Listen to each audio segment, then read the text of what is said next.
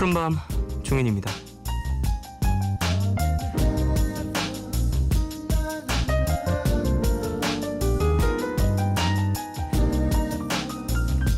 어른들이 아이들에게 물었습니다.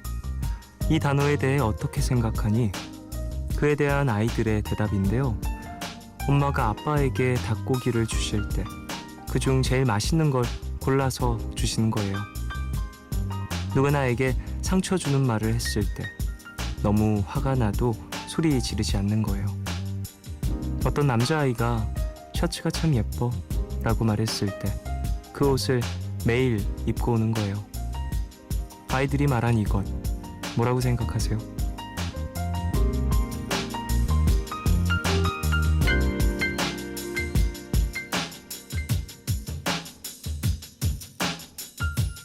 정답은 바로 사랑이라고 해요.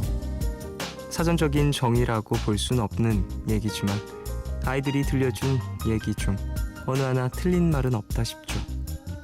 게다가 이 해답의 주인공은 사랑에 대해 전혀 모를 것 같은 어린 꼬마들로 답을 들은 어른들이 가장 놀랐던 건 다들 사랑이라는 단어에 얼굴을 붉혔다는 건데요. 두근거리면은 나이란 게 없는 걸까요? 여러분이 생각하는 사랑이란 어떤 의미인가요? 9월 10일 오늘과 내일 사이 여기는 푸른밤입니다.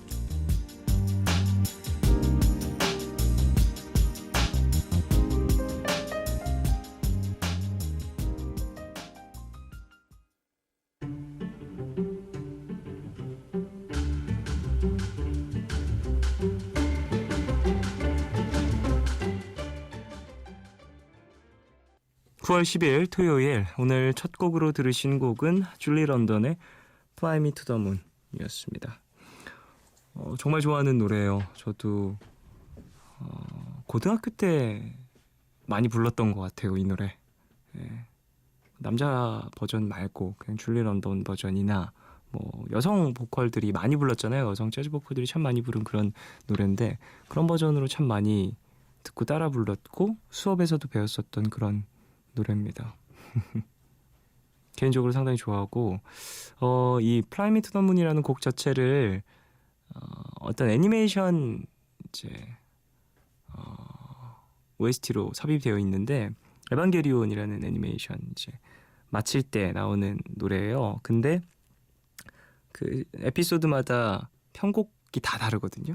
그래서 1편과 2편과 3편과 4편 다 편곡이 다른 Fly Me to the Moon이 나오면서 애니메이션이 마무리가 되는데 그 애니메이션 영향도 좀 있는 것 같아요. 그래서 제가 이 노래를 참 좋아하는 것 같다는 생각도 듭니다.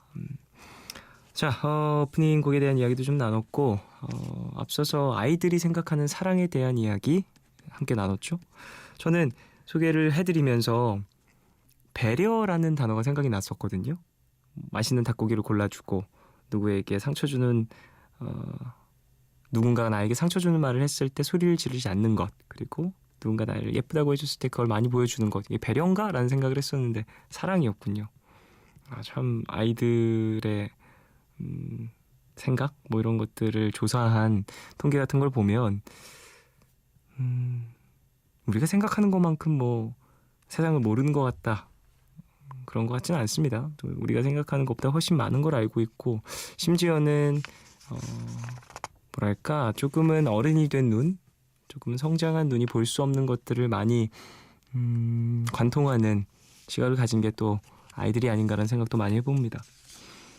자, 오늘 토요일입니다. 미드나잇 스포일러 함께하고요. 영화 전문기자 신기주 기자님 함께합니다. 3부는 여러분의 이야기와 신청곡들로 채워지는 코너죠. 너의 얘기 그리고 푸른밤 준비되어 있고요. 방송 중에 참여 원하시는 분들은 짧은 건 50원, 긴 문자와 사진 첨부 문자는 100원이 추가되는 샵 8000번으로 사연 보내주세요. 무료인 미니 어플로도 참여 가능합니다. 푸른밤은 자유투어 여행사, 유록스, 다우닝 산업, 한진관광, 기초영어 해커스톡, 인터파크 투어, BMW 코리아, 기아자동차, 부영주택과 함께합니다.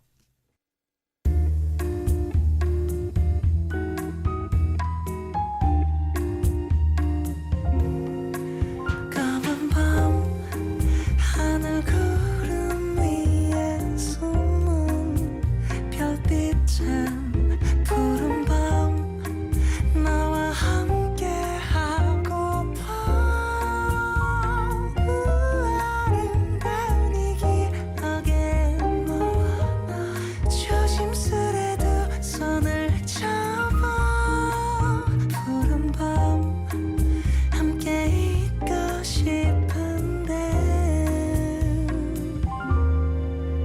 밤 종현입니다.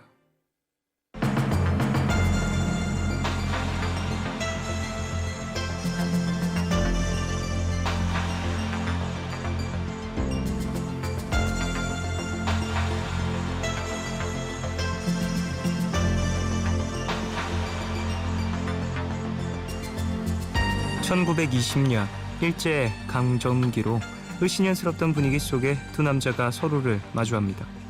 서로의 정체와 의도를 알면서도 속내를 철저하게 감춘 채 둘은 점점 더 가까워지게 되는데요. 과연 누가 누구를 향해 먼저 움직일 것인가? 미드나잇 스포일러 영화 밀정에 대해 이야기 나누겠습니다.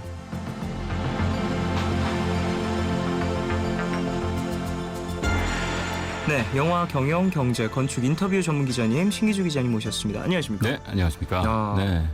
오프닝부터 얘기해버렸습니다. 밀정. 네, 밀정. 제가 나중에 만나면 어떻게 바뀌어 있을지 몰라요. 무슨 말씀하시는 거예요 지금?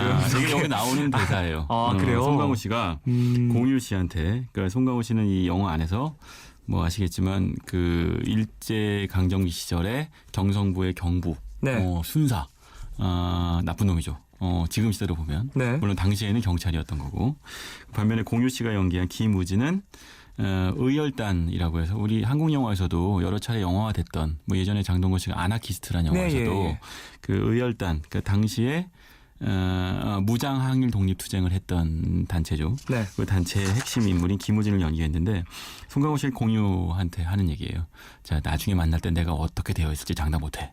라고 얘기합니다. 그렇군요. 네. 상당히 남자 둘의 어떤 부딪힘이라든지 충돌. 그리고 네. 눈치 싸움 이런 것들을 많이 볼 수 있을 것 같다라는 생각이 제가 드는데요. 여기서 이런 얘기하면 좀 이상한데, 이 영화 보다 보면 느낌이요. 한국 영화계에서 주조연을 막론하고 이렇게 험상궂은 배우는 다 나온 것 같아요. 아, 그래요? 네. 뭔가 얼굴에 드라마 있는 배우들 있죠. 누가 그렇게 많이 나오는지.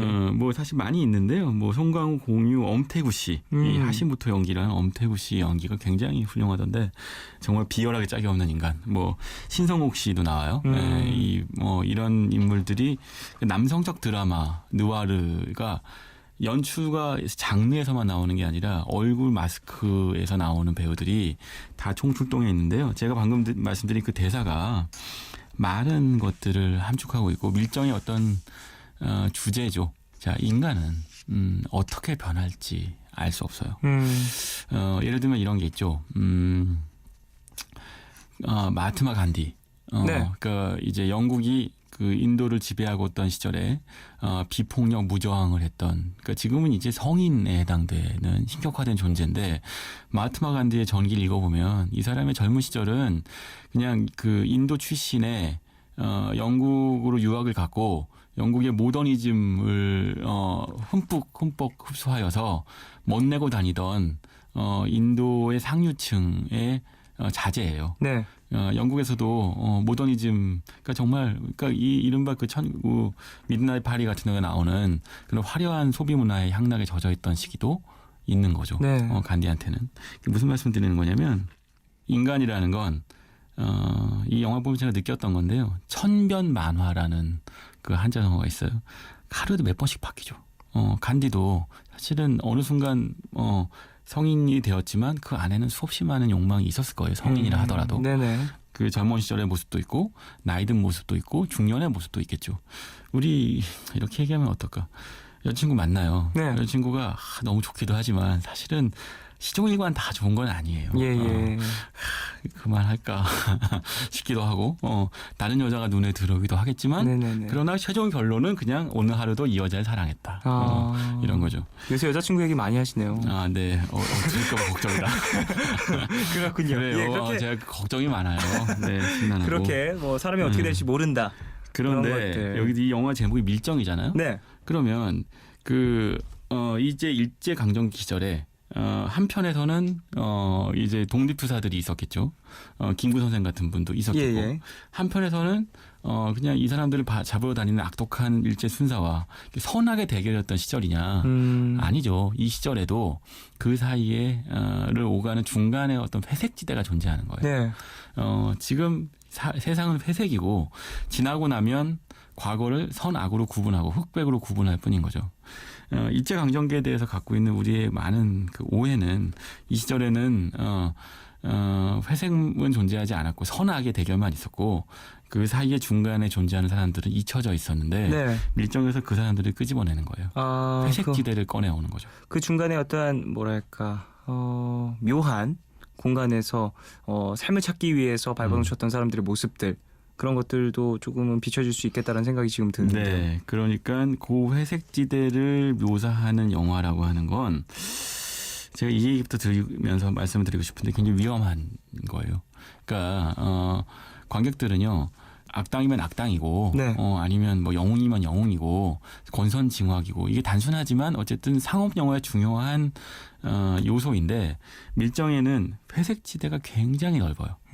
일단 주인공인 그 송강호 씨가 연기한 이정출만 해도 의열단원을 잡으러 다니는 경성 그 경찰 그러니까 순사지만 그러나 사실은 이 사람도 하나로 설명할 수 없어요. 원래는 그 상해 임시정부 아래에서 그 같이 독립운동을 했던 인물이에요. 한번 변절을 했죠. 네. 근데 묘한 건 배신한 사람은 또 배신할 수 있죠. 이 사람의 내면엔 하나의 어떤 세계가 있는 게 아니라 아주 복잡한 세계가 존재하는 거예요. 그거는 김우진을 연기한 공유 씨도 마찬가지고 이 안에 등장하는 어떤 인물도 순백의 인물은 아닙니다. 거꾸로 순악의 완벽한 검은 인물도 아닌 거죠. 네. 그러니까 그런 것들을 받아들여야 하는 건데, 근데 영화를 보다 보면요, 영화가 좀 스토리가 속도가 떨어지는 순간들이 있어요. 언제일까요? 그러니까, 무슨 얘기냐면 상상하기에는 공유 씨가 연기한 김우진이 네. 그냥 단선적으로 독립운동을 하는 독립투사이기만 바라죠. 그럴 수 그리고 있겠죠. 이정출, 송강호를 너무 미워하고 증오하고. 그리고 결국은 응징하고 싶어하는 인물이어야 하지만 이 둘 사이에서는 그 남자들끼리의 또 우정이 존재하는 거죠. 신뢰도 있고 믿음도 있고 왜 그런 일들이 벌어지는가를 이해할 수 있어야 돼요. 근데 사실 그런 거에 마음의 준비가 안 돼 있는 관객한테는 지나치게 영화가 설명이 많죠. 그래요. 그리고 둘 사이의 어떤 관계를 이해하는 감정적 씬들이 있는 거예요. 그걸 한번 이해하고 나면 이 영화가 무엇을 배워주고 싶은지는 알 수 있지만 그렇지 않고 또 하나의 어떤 그래요. 암살을 기대했다면 최동원 감독의 전혀 다른 영화입니다. 저는 사실 지금까지 설명 들었을 때 가장 먼저 생각났었던 건 사실 암살이었어요. 맞아요. 암살이 먼저 네. 생각이 났고 그리고 이정재 씨의 역할을 누가 할 것이냐. 그 역할을 또 누가 처단할 것이냐. 뭐 이런 생각도 좀 나눴는데 그런 뉘앙스의 어떤 스토리 라인은 아니다. 자, 밀정은 암살이 아닙니다. 알겠습니다. 저는 암살에서 보낸 밀정입니다. 자, 그래요. 노래를 한 곡 듣고 와서 얘기 더 나누겠습니다. 루이 암스트롱의 When You Are Smiling. 이 곡은 밀정의 OST입니다. 듣고 오겠습니다.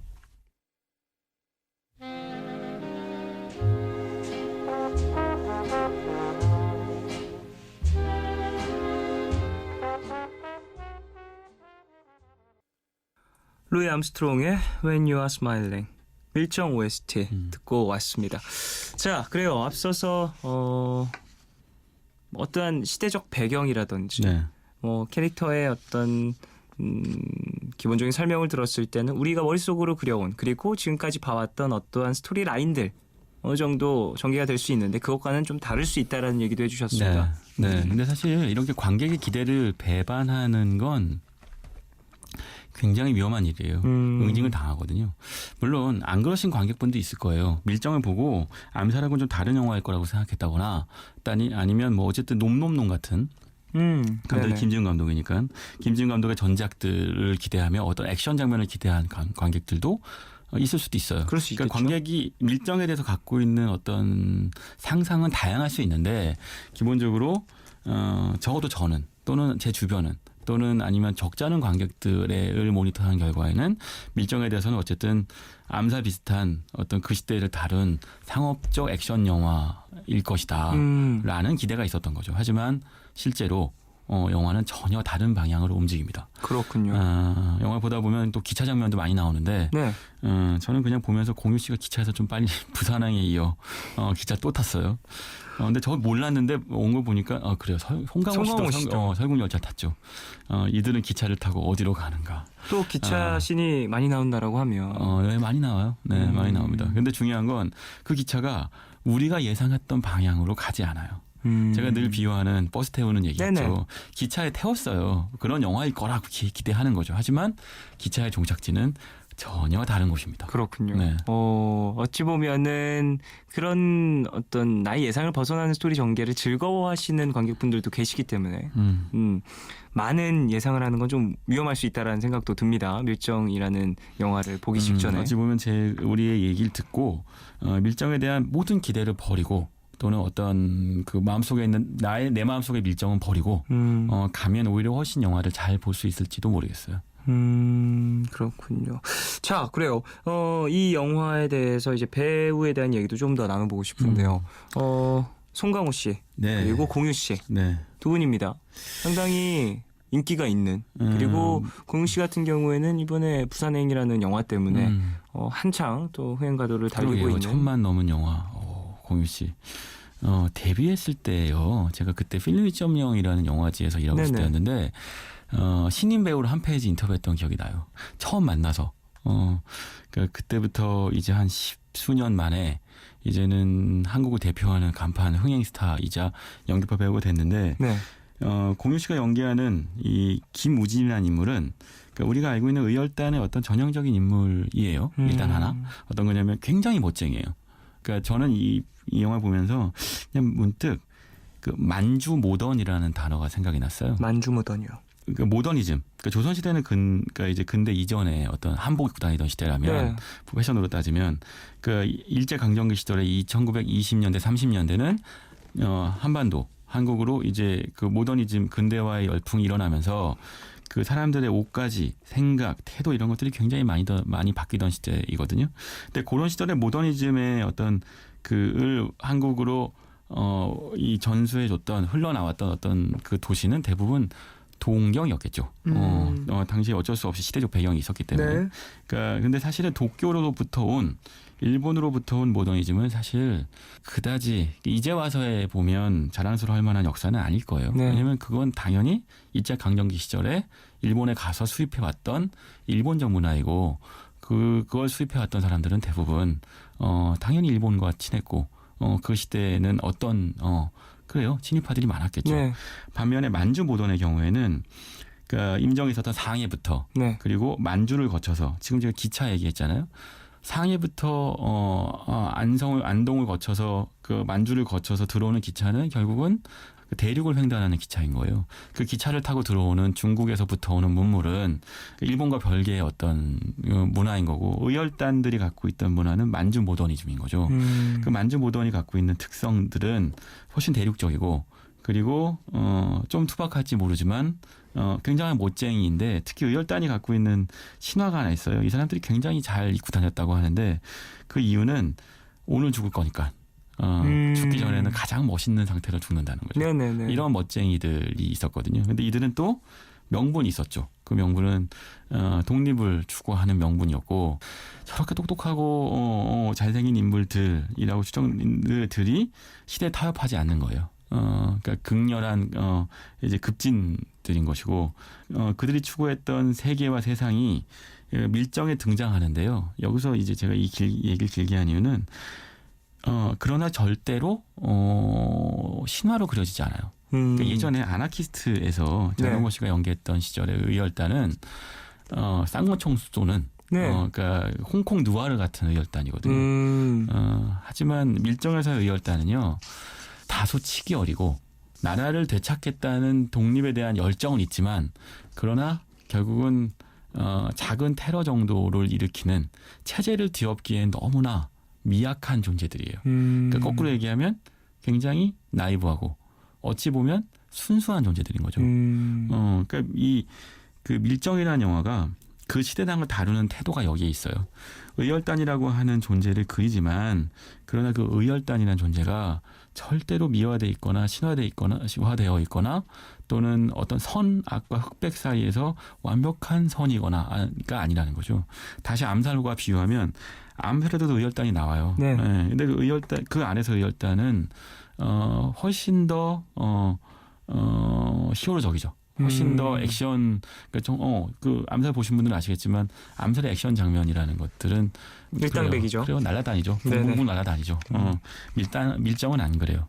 밀정에서는 의열단도 분명히 한계가 있는 존재들인 거예요. 하지만 이들은 그 시대와 불화할 만큼 순수한 존재들인 거죠. 반면에 그거를 공유 씨가 굉장히 잘 연기를 해줘요. 말하자면 스스로 영웅인 척하지 않는다는 거죠. 필요하면 경성부 순사하고도 호영호재하면서 도움을 청할 수 있는 사람인 거예요. 그리고 이들이 원하는 건 대단한 게 아니에요. 그냥 단지 이 영화의 주요 스토리는 경성으로 폭탄을 배달하는 거죠. 근데 문제는 폭탄이 들어오고 난 다음에 뭘 어떻게 할지에 대해서 뚜렷한 계획도 없어요. 일단 가지고 가는 거군요. 네, 일단 가는 목적은 있지만 장애물이 너무 많고 이들은 그걸 해결하기 위한 뚜렷한 방법도 묘책도 없어요. 이건 오션스 11이 아닌 거죠. 네. 이들은 그냥 무모한 사람들일 뿐이에요. 근데 그 사이에 송강호 씨가 있어요. 근데 송강호 씨는 분명히 이들을 잡으러 온 사람들인데 네. 이들의 처지를 이해해요.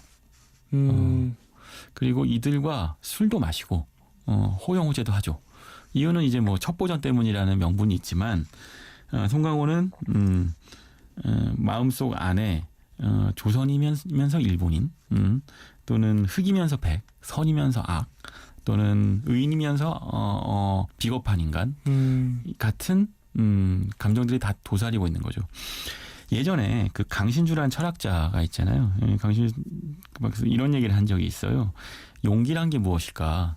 우리 안에 용기가 있는 것이냐? 아니죠. 용기가 있는 게 아니라 용기 있는 행동을 할 때 용기가 되는 거예요. 그러니까 우리는 흔히 용기라는 어떤 존재가 있고 그 존재를 끄집어내면 용감해지는 거라고 생각하지만 그건 번번이 매번 아까 내가 나중에는 비겁해질 수도 있고 나중에 용감해질 수도 있는 거죠.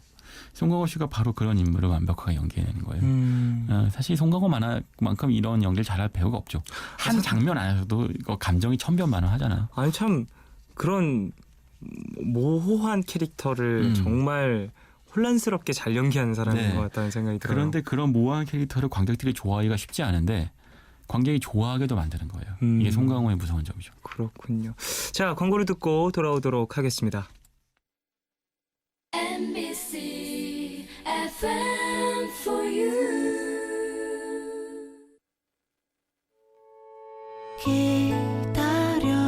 기다려줄래 깊고 푸른 밤 하루의 고단함 내가 다 안아줄게. 푸른밤 종현입니다.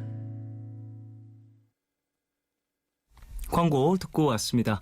밀정에 대해서 이야기를 쭉 나눴고요. 감독에 대한 얘기도 살짝 나눠보고 싶어요. 배우에 대한 송강호 그리고 공유 두 배우에 대한 어떤 이야기도 살짝 나눴고 감독은 누굽니까? 김지훈 감독이네요. 네. 놈놈놈, 반치광, 달콤한 인생, 악마를 보았다, 뭐 라스트 스탠드, 뭐 많죠. 네. 근데 김지훈 감독은 이 영화 보면서도 느꼈는데요. 스타일리스트구나. 영화 보면 중간중간에 스타일을 과시하는 멋진 장면들이 많이 나옵니다. 그러니까 뭐 이 주인공들의 입성과 어떤 그 폼사의 어떤 인생의 어떤 스타일도 있지만 그 세트의 디자인, 그러니까 조화성 미술 감독이 했는데 액션이나 또는 대화를 보여줄 때 카메라의 어떤 앵글 네. 이런 것들이 이 사람이 비주얼리스트고 스타일리스트라는 거 보여줘요. 그런데 스타일리스트와 스토리텔러는 제가 느끼기엔 양립하는 게 어려운 것 같아요. 스토리텔러는요. 이야기의 속도감이 굉장히 중요합니다. 그러다 보니까 그런 스타일을 표현하고 싶은 장면을 많이 넣지 못해요. 왜냐하면 그런 스타일을 표현하는 순간 영화가 호흡이 길어지거든요. 그리고 집중도도 조금 떨어질 수밖에 관객들은 없고요. 그 스타일을 느끼면서 좋아할 수도 있지만 또 한편으로는 이 장면이 왜 있는지를 못 느끼는 관객들도 분명히 존재하거든요. 네. 빨리 다음 스토리로 달려가 줘야 되는데 그 스토리보다는 중간중간에 김지훈 감독 스토리의 어떤 장면들을 넣음으로 해서 영화가 밀정이 제가 처음에 말씀드렸죠. 속도감이 덜해지는 거예요. 그리고 이 영화 밀정의 속도가 느려지는 이유는 그래요. 밀정이기 때문이고 회색지대가 많은 영화이기 때문이고 그 회색지대가 많은 영화인데도 그 안에서 스타일을 보여주는 장면들이 많이 있기 때문이에요. 그러니까 관객들이 보다가 저는 적어도 그랬어요. 더 속도가 나지 않는다는 것을 번번이 느꼈죠. 근데 이 영화 재밌는 건 2번, 3번을 보면 아마 더 좋을 거예요. 왜냐하면 처음에는 영화의 내용이 궁금하잖아요. 네. 그래서 어떻게 됐는데 라고 꼭 자꾸 묻죠. 그러니까 스토리텔러 감독들은 그럴 경우에 관객들이 궁금해하기도 전에 바로 그 이야기를 던져줌으로 해서 속도감을 내는 반면 스타일리스트는 그 순간에 멈추고 그 장면을 관조하죠. 근데 2번, 3번을 보면 이제 이야기를 알게 되잖아요. 그러면 그때는 비로소 스토리보다 스타일에 눈이 가게 되겠죠. 이 영화의 진가를 알 수 있게 될 거예요. 아, 그래요. 여러 번 보다 보면 또 볼 것들이 참 많은 눈요깃거리가 상당히 많은 그런 영화다. 네. 이건 암살하고도 또 다른데요. 암살에서의 스타일은 액션의 스타일링이 있죠. 영화를 많이 기억하시겠지만 전지현 씨가 나중에 그 웨딩 드레스 입고 총 쏘는 장면과, 네. 그리고 그 안에서 결혼식 장면에서의 그, 총격전 이런 것들의 그 홍콩 느와르를 방불케 하는 총격씬의 스타일링이 있잖아요. 네. 액션의 스타일인 거예요. 근데 이 김지훈 감독의 스타일은 비주얼의 스타일이거든요. 제가 한 장면이 기억나는데요. 그 영화를 다 얘기할 수는 없으니까. 어쨌든 경성역에서 거대한 테러가 일어나요. 그래갖고 사람들이 죽어 있는데 그리고 나서 바로 다음 장면으로 넘어가면 되는데 그 순간에 버드아이비죠. 위에서 아래로 내려다보면서 안각으로 그 장면을 한번 쫙 흘고 지나가요. 사실은 이미 사람들이 다 쓰러져 있는 걸 알고 있어요. 우리는 이미 그 스토리의 정보를 알고 있는데 구태여 그거를 위해서 보여주면서 하나의 그림을 만들죠. 이 그림이 김지훈 감독의 재능이고 그게 이 영화를 만드는 이유이지만 그러나 그것 때문에 그래서 그 다음에 그 테러가 일어나고 이 아수라장이 된 다음에 사람들은 어떻게 됐는데를 약 5초 있다가 알려주는 거죠. 좀 속도감이 떨어지는 그런 느낌이 이런 씬들에서 좀 느껴질 수 맞아요. 있지만 이게 장점이다 단점이고 스타일리스트와 스토리텔러는 같이 갈 수는 없나 봐요. 그렇군요. 자, 그래요. 말씀하신 것처럼 김지훈 감독 놈놈놈이라는 작품도 제작을 했었던. 어떠세요? 놈놈놈 좋아하세요? 재밌게 보셨어요? 저는 그냥 판타지로 봤어요. 판타지. 네, 그냥 판타지 영화다라고 생각을 하고 봤었고. 근데 이 영화 약간 스타일 과잉이잖아요. 너무 심하죠. 그쵸. 그래서 그래서 판타지로 그쵸. 저에게 다가왔었던 이유였습니다. 저는 그냥 적나라하게 얘기하면 재미없게 봤거든요. 많이 기대하고 봤죠. 그러니까 3명의 남자 배우가 나와서 격돌하면서 어떤 재밌는 스토리가 속도감 있게 전개될 줄 알았더니 폼 잡느라고 시간을 오래 보내잖아요. 그 셋이서 만나갖고 이야기를 풀어내는 그 과정이라는 것이 그 자체가 재미있고 지금도 그 비주얼은 시대를 뛰어넘어서 신선하지만 네. 그러나 그 나중에 감독 버전이 나오는데 훨씬 길었죠. 정우성 씨 버전 다 잘려나갔고 좋은 놈이어서 다 참은 거죠. 네. 이게 밀정에서도 비슷한 부분이 있어요. 더 압축할 수 있는 요소들이 있지만 이게 김지훈이기 때문에 허락될 것이고 그렇군요. 김지훈이기 때문에 그래야 하는 것이고 김지훈 영화 좋아하는 사람들은 그 부분을 사랑하겠죠. 그렇군요. 자, 그러면 시기적으로 비슷한 영화 앞서도 얘기한 암살과는 어떠한 공통점 그리고 또 차이점이 있을지도 얘기를 나눌 수 있을 것 같은데 시대적 배경도 비슷하고요. 유사하죠. 근데 사실은 이런 얘기를 했다고 해요. 최동원 감독님이 그 암살에서 최동원이 못한 걸 밀정에서 김지훈이 했다. 그게 무언지 알 것 같으면서도 한편으로는 저는 어쨌든 암살이 더 재미있는 상업 영화였다고 지지합니다. 근데 그 못한 지점이라는 건 어떤 거냐면 최동원과 김지훈은 달라. 최동원은 스토리텔러죠. 네. 물론 도둑도 같은 영화에서 보면 그 부산에 있는 아파트 옆 벼락을 타고 다니는 액션 장면 같은 거에 액션 스타일이 있지만 비주얼 스타일리스트는 아니거든요. 그러니까 스타일에 비해서 스토리를 희생하는 감독은 절대 아니에요. 최동원 감독은. 관객들이 정신없이 스토리에 쫓아가도록 만들고 싶어하고 밀정에서의 김지훈 감독은 스타일에 비해서 스토리를 희생할 수 있는 감독인데 그런데 거기서 김지훈이 최동원이 못한 걸 한 것은 무엇이냐. 일제강점기 시대에 대한 에서 우리가 상상하는 어떤 스테레오타입을 깼어요. 밀정은. 암살은 완벽하게 못 깼습니다.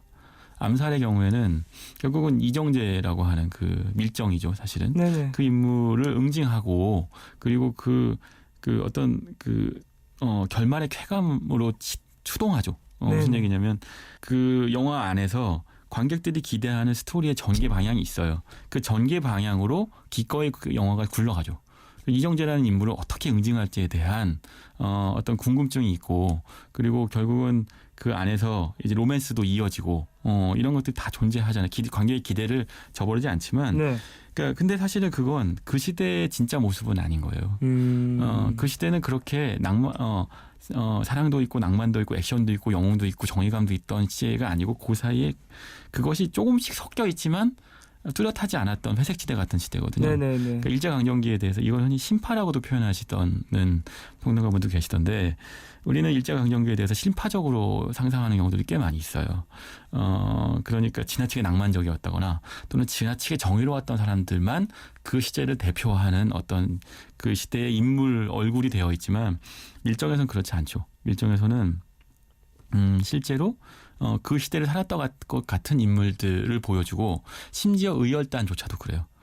이렇게 얘기하면 너무 잔인할 수도 있겠는데 80년대 군사 독재에 맞서 싸우던 대학생들은 그들은 사실은 한편으로는 굉장히 정의로웠지만 한편으로는 치기 어린 지점이 있었죠. 그들은 거대한 거학을 위해 일어나 싸웠지만 그런 한편으로는 아주 어린 학생들이었거든요. 이게 그 일제 강점기 시절의 독립투사들도 달랐을까요? 그들도 사실은 마찬가지였을 거예요. 그 시대에 불화하는 정의로움 때문에 우리가 그들을 존경하지만 그러나 그들의 그 시대의 눈으로 봤을 때 그들의 진짜 모습은 계란으로 바위를 치는 무모한 존재들인 거죠. 의열단이 이 밀정에서 경성으로 폭탄을 들고 오려고 애를 쓰지만 설사 그 폭탄을 들고 와서 총독부에서 테러를 일으킨다 한들 뭐 해방이 되나요? 또는 총독부가 무너지느냐? 그렇지 않죠. 훨씬 더 거대한 시대적 흐름과 힘이 필요하나 그들은 그런 시대를 바꿀 힘까지는 없는 거예요. 그러니까 80년대 운동권의 학생들조차도 사실은 그들의 큰 힘들이 그러니까 그 더 큰 힘을 바꾼 건 사실 시민들의 지지였던 거죠. 네. 민주화에 대한 지지였던 거고. 그러니까 의열단에 있던 분들도 사실은 이런 테러를 통해서 당시에 독립을 하고 싶어하는 당시 조선 민중들의 어떤 의지를 일깨우고 싶어하는 거죠. 하지만 그건 일종의 선전전인 것이고 마치 이것 때문에 뭔가 대단한 요인을 암살하고 또는 어떤 큰 변화가 있을 거라고 기대하는 건 쉽지 않죠. 그러니까 이 시대의 사람들은 그 사이에서 끊임없이 흔들리는 거예요. 독립이 될 것 같니? 라고 자꾸 끊임없이 서로가 서로한테 물어봐요. 근데 송강호라는 인물은 그 안에서 한편에서는 독립운동을 했다가 또 한편에서는 일제의 하수인이 되었다가 또 한편으로는 또 의열단과 어떤 호용호제를 하는 그 사이에 회색지대를 오가면서 어쩌면 이거야말로 그 시대를 대변하는 진짜 얼굴임을 보여주는 거죠. 그렇군요. 자, 노래 한 곡을 듣고 와서 얘기를 더 이어가도록 하겠습니다. 도트리의 It's Not Over. 이 곡은 2145님 신청곡입니다. I was blown away. What could I say? It all seemed to make sense. You're taking away everything. And I can't do. 토트리의 It's Not Over 듣고 왔습니다. 네, 영화 밀정 그리고 뭐 암살 그 외에 또 놈놈놈이라든지 이런 영화들에 대한 이야기를 쭉 나누고 있었습니다.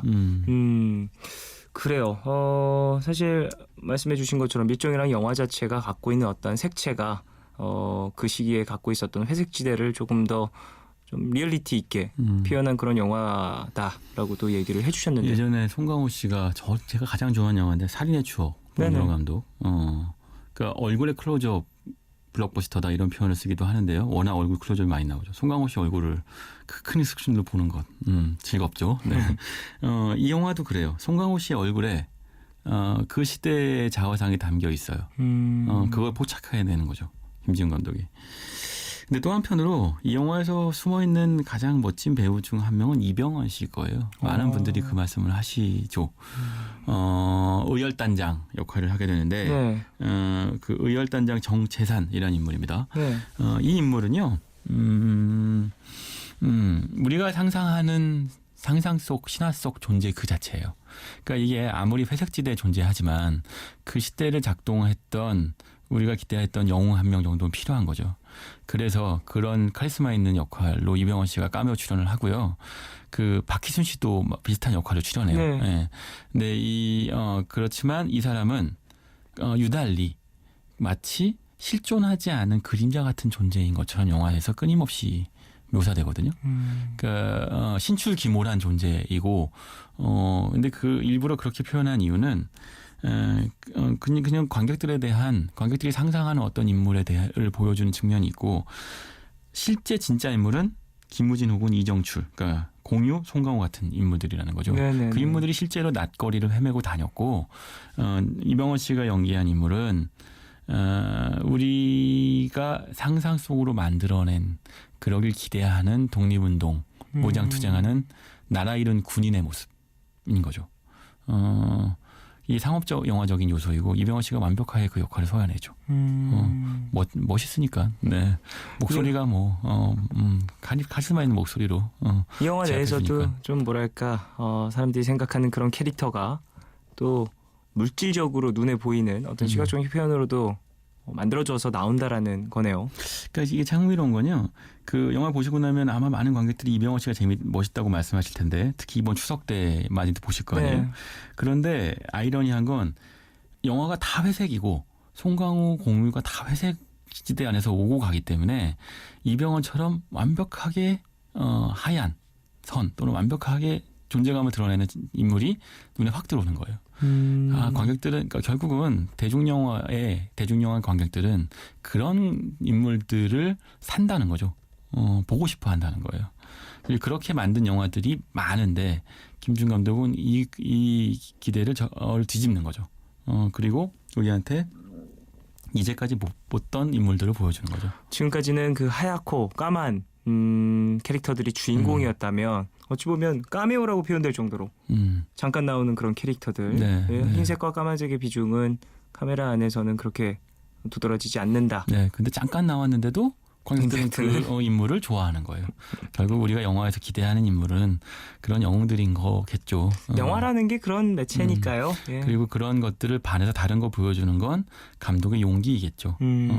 뮤적은 그럼 상당히 용기 있는 영화겠네요. 그렇죠. 네, 사실은 훨씬 더 상업적으로 만들 수 있음에도 불구하고 일부러 회색으로 끌고 가는 거예요. 굉장히 위험한 선택이죠. 머니샷들이 있거든요. 돈을 벌리게 만드는 장면들이 있어요. 네. 그런 장면을 일부러 찍지 않고 그렇게 연출하지 않아요. 예를 들면 암살만 해도 그 하정우 씨하고 전지현 씨 사이에 로맨스가 있잖아요. 네. 하와이 피스톨. 그리고 하와이 피스톨 전형적으로 뭐 액션 영웅이죠. 안호균 연기한 전지현 이런 인물들.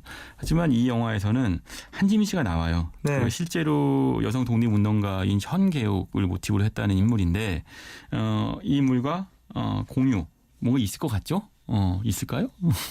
한지민 씨인데 아무것도 없나요? 네, 이게 바로 회색지대. 만약 그게 있다면 이 추석 때 연인 관객들은 좋아하겠죠. 과연 있을까? 저런. 네, 많이 있을까? 네. 전 지금 부산행 내렸나요? 부산에 이제는 거의 없을 거예요. 아. 네. 부산행 보려 했는데. 제가 이게 있는지 없는지 얘기하면 밀정이네. 알겠습니다. 네. 자, 그래요. 오늘도 기자님과 영화 이야기 쭉 나눴습니다. 저는 여기서 2부 마무리하고요. 3부에 돌아오도록 하겠습니다. 신기주 기자님 보내드리면서 노래 듣겠습니다. 프라이머리와 이센스가 함께한 독. 이 곡 들으면서 기자님 보내드리겠습니다. 안녕히 가십시오. 네. 광고 먼저 들으시겠습니다.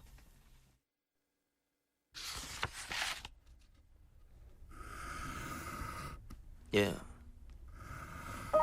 시간 지나면 지덮인 많은 기억 시간 지나면서 내 몸에 쌓인 독 자유롭고 싶은 게 전보다 훨씬 더 심해진 오늘과 내일의 애매함 그 경계선 사이 시작과 끝이 만난 시간 작별과 만남의 인사 안녕 또 다른 안녕 매일 하지 널 보면 넌 푸른 밤을 상상하네 널 보면 난 푸른 밤을 상상하고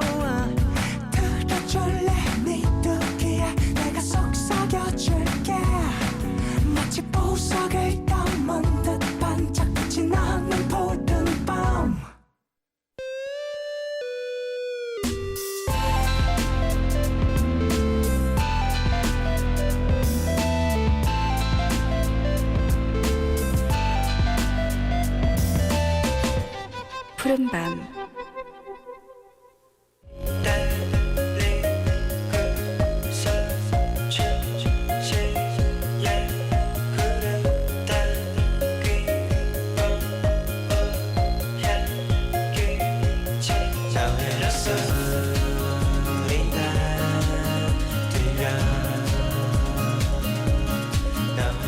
시간이 늦어서 함께 나눌 사람이 없어서 마음속에만 담아두고 있는 얘기들, 이곳에서 들려주세요. 너의 얘기 그리고 푸른밤.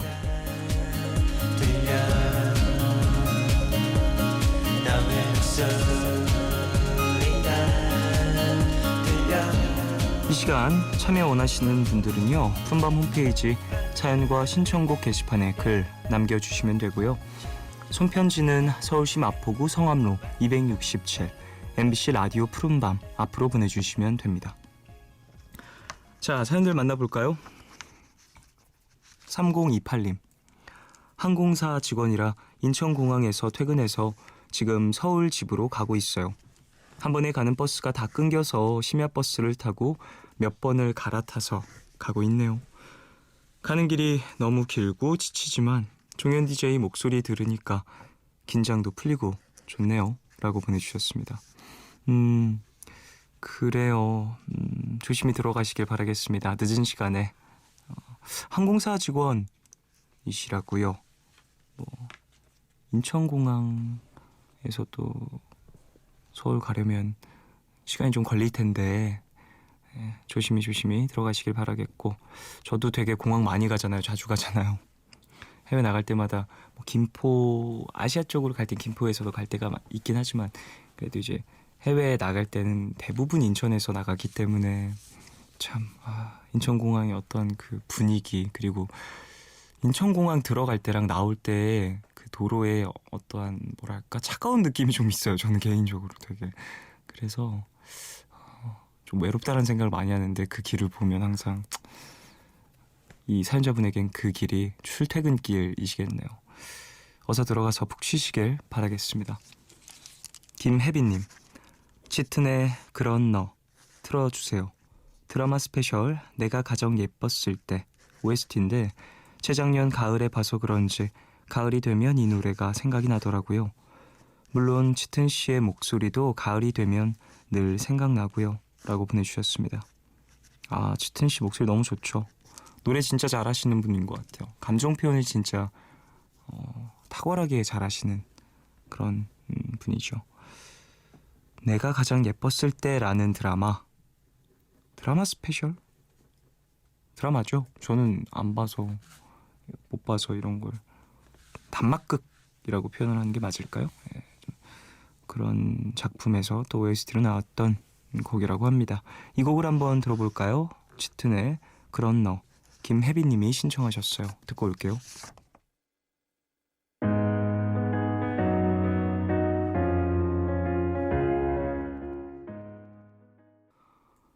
짙은의 그런 너 듣고 왔습니다. 3137님, 종현씨 안녕하세요. 저희 커플 2주년이라 사연을 남깁니다. 12월 31일에 결혼할 예비 부부고요. 남자친구이자 예비 신랑이 라디오 듣는 걸 좋아하는 감수성 풍부한 사람이라 저도 이렇게 사연을 다 보내네요. 기념일과 결혼 축하해 주시면 소중한 추억으로 남을 것 같아요. 사랑하는 우연식 씨, 건강하고 행복하게 평생 잘 살자. 곧 당신의 아내가 될 진주가 라고 보내주셨습니다. 아이고, 달콤한 사연이 왔네요. 좋겠습니다. 12월 달 결혼이면 이제 지금 준비하시느라 참 정신 없으실 것 같은데요. 잘 준비하셔서 결혼식 예쁘게 무탈하게 잘 마무리하시길 바라겠습니다.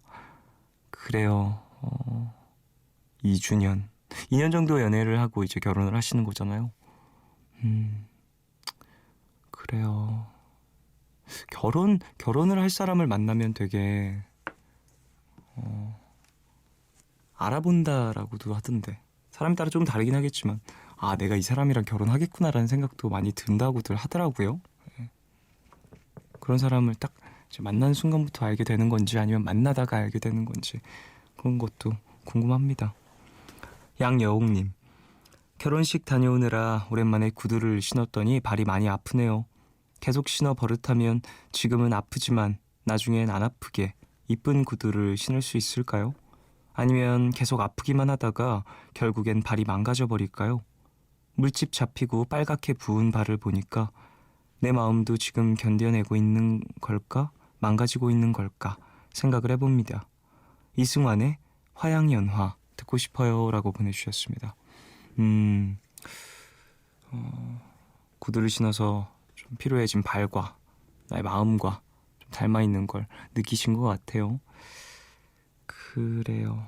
사실 저는 구두를 신어보거나 그러지는 않았지만 물론 발이 불편한 신발들을 저도 신어봤기 때문에 그래도 신어 버릇하면 어느 정도 익숙해지는 부분은 있는데 구두랑은 또 다른 얘기인 것 같기도 해요. 어느 정도는 이제 익숙해질 만큼 신는 경우들도 있겠지만 그래도 피로감을 덜어주는 날들도 있어야 하는 거니까 적당히 좀 배분을 해줘야 되는 거 아닌가라는 생각을 해봅니다. 마음도 마찬가지겠죠. 예. 견뎌내고 성장하고 그런 걸 수도 있지만 내가 좀 이겨낼 수 없을 정도의 압력이 계속해서 가해지다 보면 결국엔 망가져 버리니까 어느 정도 컨디션 조절을 해나가면서 몸도 마음도 컨트롤해야 되지 않을까라는 생각을 해보네요. 9048님, 요즘 입욕제에 빠졌어요. 물에 예쁜 색이 퍼지는 걸 보고만 있어도 즐거워요. 푸른밤 켜놓고 욕조에 들어와 있으니 이보다 편안한 게 없지 싶네요. 종현 DJ도 반신욕을 좋아하죠? 좋아하는 입욕제가 있는지 궁금하네요. 센티멘탈 시너리에 아껴줘 신청해요 라고 보내주셨습니다. 그래요. 입욕제. 저도 입욕제 넣고 반신욕하는 거 되게 좋아하거든요. 몸이 막 피곤하면 피곤할수록 생각이 좀 더 많이 나는 것 같아요. 이게 사실 반신욕을 하면 몸이 더 피곤한 것 같다는 생각도 해요. 이제 땀이 나고 막 몸이 좀 노곤노곤해지고 하니까. 근데 좀 습관처럼 계속 하게 되는 것 같다는 생각도 들고. 입욕제 좋아하는데요. 저는 그 인터넷에서 파는 살소금 이런 거를 많이 사놨어가지고 그런 거 좀 많이 넣기도 하고 입욕제 넣어서 쓰기도 하고 하는데 거의 대부분 소금 넣는 것 같아요. 예. 이승환의 화양연화 양여웅님이 신청하셨고요. 센티멘탈 시너리의 아껴줘. 이 곡은 안녕하신 가영과 함께한 곡입니다. 0948님이 신청하셨어요. 두 곡 듣고 올게요.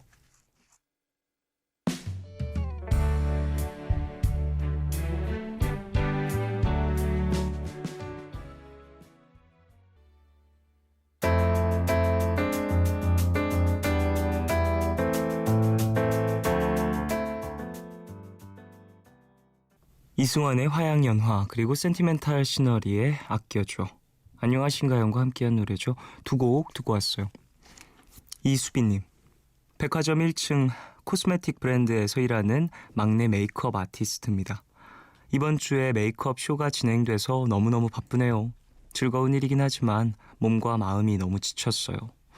내일이 행사 마지막 날인데 매출 잘 나오고 좋게 마무리될 수 있게 응원해주세요. 노래 하나 신청할게요. 딘의 21. 그래요. 어떤 행사가 진행이 돼서 힘내고 계시는 분인 것 같은데 메이크업 쇼라는 거는 어떻게 진행이 될까요? 저는 사실 참여해 본 적이 없어서 궁금하네요. 예, 좀 그 브랜드에서 나오는 그 제품으로 이렇게 좀 메이크업을 해드리면서 프로모션도 하고 그런 쇼겠죠? 그런 이벤트겠죠? 잘 마무리하시길 바라겠고요. 저도 되게 좋아하는 노래거든요. 딘의 이 노래 이따가 틀어드리도록 하겠습니다. 2548님, 엄마도 새벽까지 일하시고 저도 자정 넘어서 집 근처에 도착하는 바람에 엄마랑 만나서 치즈라면이랑 참치김밥을 먹고 들어왔어요. 오랜만에 먹는 야식도 좋았고 엄마랑 사소한 추억이 또 하나 생긴 것 같아서 행복하네요 라고 보내주셨습니다.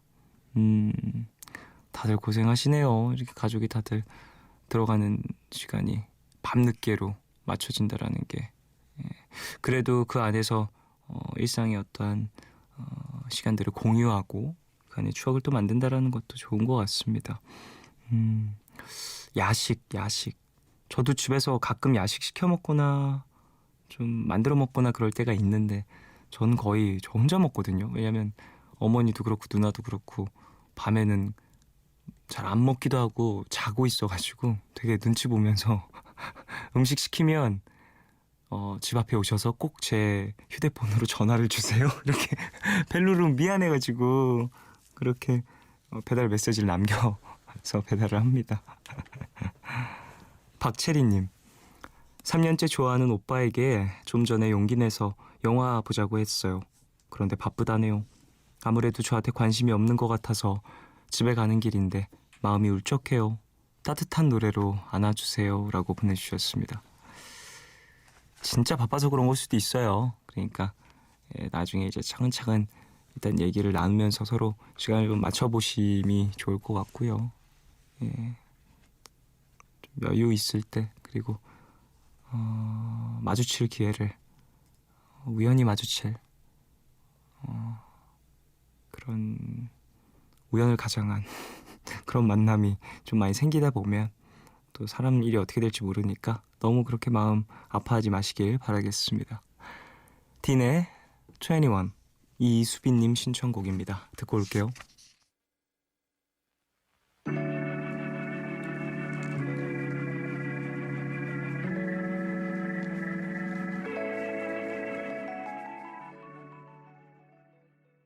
딘의 21 듣고 왔습니다. 장영애님, 멀리 마드리드로 여행간 남자친구가 도착해서 연락하길 기다리며 오늘도 어김없이 푸른밤을 듣고 있습니다. 빨리 남자친구 목소리 듣고 싶네요 라고 보내주셨습니다. 오, 마드리드 축구 유명한 데 아니에요? 저 잘 모르는데 축구 잘 모르는데 알아요. 마드리드. 정말 아는 거 없어 보인다. 축구에 대해서 정말 하나도 모르는 사람 같아. 마드리드 축구 유명한 곳 끝. 시즌 시작해요? 좀 있으면? 혹시? 아닌가? 어쨌든 남자친구를 기다리고 계시다고 하니까 어서 전화가 오길 바라겠습니다. 몇 시간 정도 차이 나려나요? 마드리드랑? 2019님, 남동생이 요즘 힙합에 푹 빠져서 말투까지 이상해졌어요. 같이 밥 먹을 때마다 엄마랑 저랑 한숨이 푹푹 나온답니다. 요즘은 여기저기 콘서트 가겠다고 용돈까지 올려달라고 난리인데 저도 알아요. 한때의 열정이고 추억이라는 거. 그래서 동생을 위해 콘서트표 하나 예매해줬어요. 동생아, 래퍼가 되겠다는 소리만 하지 마. 너 랩에 소질이 없는 것 같아. 가족이니까 말해주는 거야. 동생이 좋아하는 박재범의 좋아 신청할게요 라고 보내주셨습니다. 아, 남동생이 힙합에 푹 빠졌다고요? 예. 요즘에 힙합에 빠지신 분들 많이 계시잖아요. 예.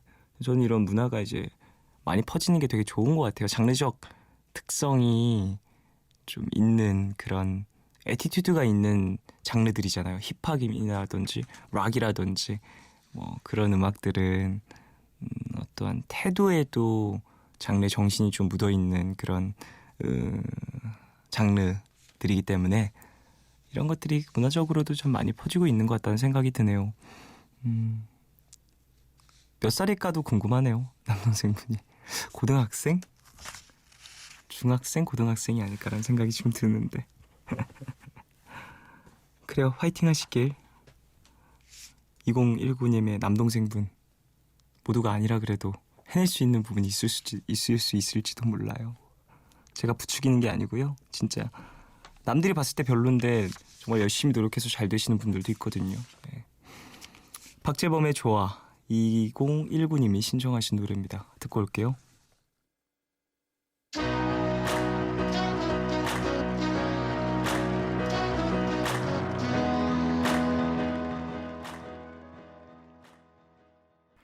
박재범의 좋아 듣고 왔어요. 이정혜님, 몇 번 일 때문에 부딪히면서 감정이 안 좋아진 친구가 있는데요. 그 후로 그냥 별일 아닌데도 그 친구 얘기가 나오면 나쁘게 말하게 되더라고요. 그러면 안 되는데 싶으면서도 이러는 제가 싫으면서도 자꾸 험담을 하게 돼요. 안 좋은 얘기를 하는 것도 마음이 안 좋아지니까 그냥 그 친구를 아예 기억에서 지워버리고 싶네요. 위저의 Wind in Our Sail 신청합니다 라고 보내주셨어요. 이게 뭐 사람이니까 당연한 부분일 수도 있어요. 안 좋은 일이 있었던 사람이 이야기가 나오면 좀 좋게 얘기하기 어렵죠. 예. 누구든지 다 마찬가지일 거라고 생각을 하는데요. 사실 그렇게 얘기를 하면 할수록 나중에 또 마주치게 됐을 때 더 틀어지는 경우가 생기고 더 큰 어떤 부딪힘이 생길 수도 있으니까 그냥 침묵이 답인 것 같다는 생각도 해봅니다. 마음속으로 그냥 꾹꾹 참으시길. 이미 안 좋아진 사이니까 더 엄담해서 좋을 것도 없습니다. 3384님, 얼마 전에 이별을 통보받았어요. 2년 가까이 만났지만 좋은 추억 한번 남겨주지 못한 것 같네요. 제 성격 때문에 기념일마다 싸우고 여행 갈 때마다 싸우고 했었거든요.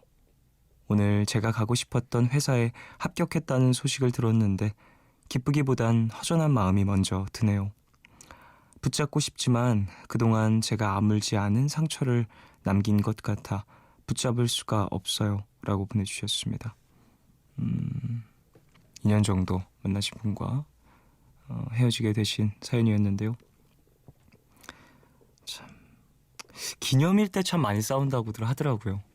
특별한 날일 때 이게 사람 마음이 참 묘하죠. 기념일이라고 하면은 더 좋은 추억을 많이 쌓고 그러면 좋을 텐데 싸우게 되는 경우들이 또 있다라는 얘기가 서로에 대한 기대감이라든지 서로에 대한 마음이 크면 클수록 더더욱이나 이런 날 부딪히기 쉬운 건 또 아닐까라는 생각이 드네요.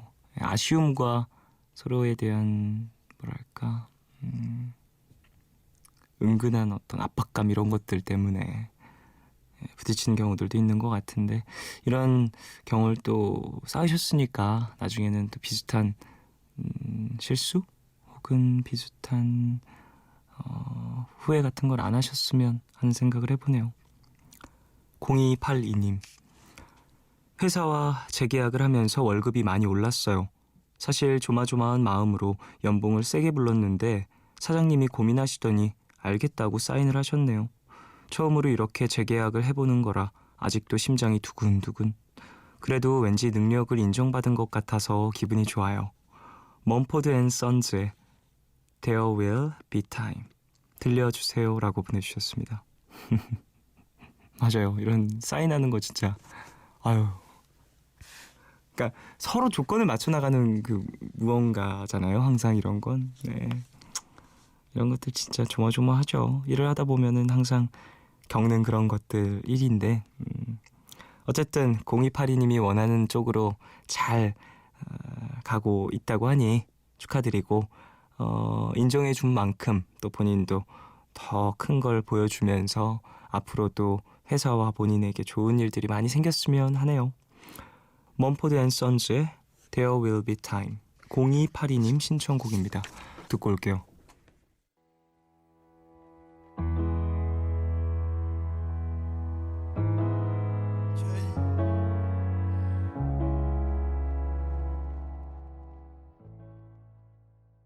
먼포드 앤 선즈의 There Will Be Time 듣고 왔어요. 소백창님, 저는 대만인입니다. 지금 한국어 능력 시험을 준비하고 있어요.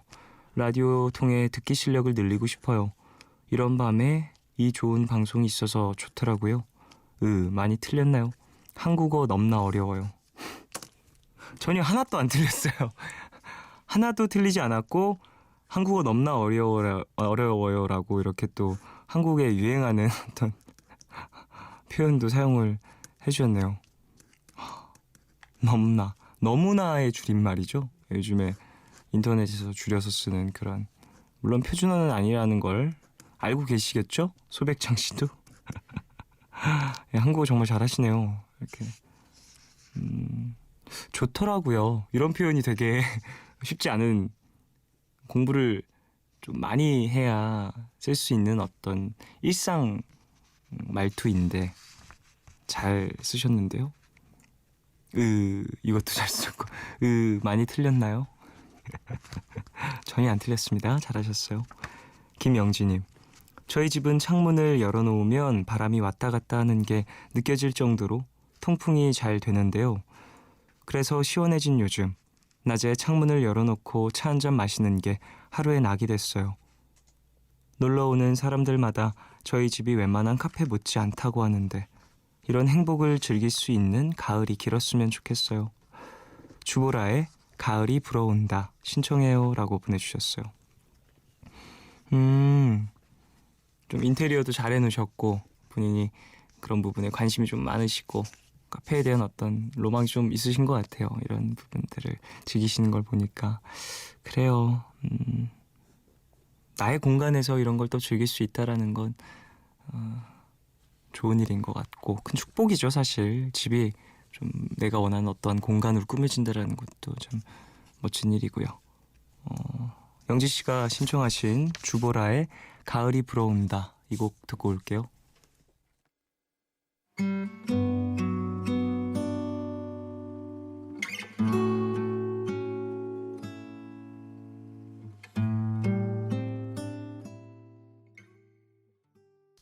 주보라의 가을이 불어온다 듣고 왔습니다. 9958님, 종현 DJ, 저 생일이에요. 한두 살 나이를 먹어갈수록 생일도 그저 그런 날들 중 하루 같은데 오늘은 너무 힘들어서 이번 생일은 스스로 챙겨주고 싶어요. 잘하고 있다고, 더 잘 될 거라고, 그리고 생일 축하한다고. 권순관의 건너편 신청해요 라고 보내주셨습니다. 그래요. 생일 축하드리고요. 스스로 나의 생일을 축하하는 것도 되게 중요한 일이죠. 이번 생일에 저는 뭐 했는지 정확히 기억은 안 나는데 챙겨주는 게 되게 좋은 것 같아요. 예. 이번에 저 생일 때 뭐 하긴 했었던 것 같은데 뭐 물론 내 생일뿐만 아니라 주변인의 생일 챙기면서 괜히 나도 기분 좋아지는 그런 경우들도 많이 있잖아요. 이렇게 보통의 날을 특별한 날로 만드는 여러 가지 핑계들이 있는데 이런 멋진 핑계들을 쌓아가는 것도 일상의 즐거움인 것 같다는 생각을 해봅니다. 권순관의 건너편 듣고 오겠습니다.